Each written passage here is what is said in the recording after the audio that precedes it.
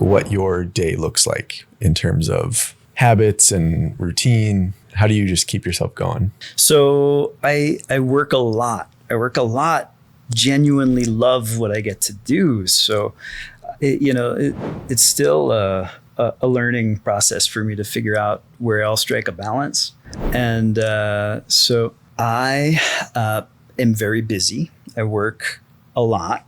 And I work a lot because I love what I get to do. It's a gift of a thing. And sometimes I forget to do other things for myself. I can really get immersed. So I see probably somewhere around 30-ish therapy clients per week. And it keeps me busy. So probably about, somewhere between 6 and 8 hours of therapy a day.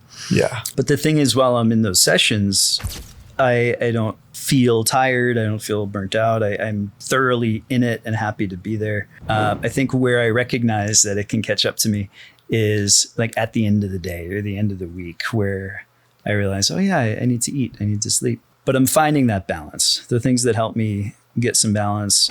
Every morning, I go for a walk. And every time I have a little break in my day, I'll do a little lap around the neighborhood or on the block just to move my body and get some fresh air and kind of reset. And then I have a good exercise regimen. So I work out now, got a little setup at home. So weight training a few times a week. I usually do yoga once a week. And that combination of things helps me feel much, much better. Do some meal prep on Sundays. And that's one routine that really works nicely for me. I can really think about how I want to nourish myself. I can try a new recipe and have something tasty. So those little routines really help move things along and my time easier on me, because I do so much that takes a lot of mental load. So simplifying it with routine makes all of that a lot easier and frees me up to invest my energy where I want to put it. So is there something about, because I have days where I'm just like, I can't work right now. But I'm imagining you don't have that option a lot of the time. Yeah, I don't have that option. Not when it comes to... Is there some like switch that just flips? That's like, this person's expecting me to show up. Yeah. I need to be here. That's it. Yeah. Right. Because with other tasks, if I'm not obligated and someone's counting on me, it's a lot easier for me to put it off. Like, I don't know if I should admit it, but I probably take longer than I should in doing documentation, all the administrative stuff. The way I hold myself accountable there is going to the Friday co-working that we both go to. Having just that little bit of accountability, if there are other people around me working, pushes me to make sure that I'm circling back to those things that I could put off. But yeah, certainly that social accountability and relationship is something that is going to be a major motivator for me. Yeah, I noticed that with doing this, that typically this wakes me up.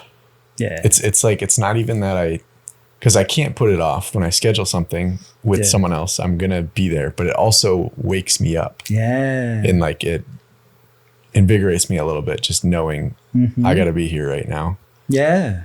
Right. Someone else is expecting it. Yeah. Like there's purpose in it. There's something that feels bigger than just the thing that I want when I bring someone else into an experience like that. And that's true, I think, for any sort of social thing. And for therapy in particular, in that kind of space, that sense of responsibility is just, times 100 for me. I want to make sure that I'm as fully there as I possibly can be, because it's a privileged position to be sitting with someone who is coming to you sharing parts of themselves and their experience that often they've never shared with anyone. And it's vulnerable and it's challenging. It takes courage. So yeah, that wakes me up for sure.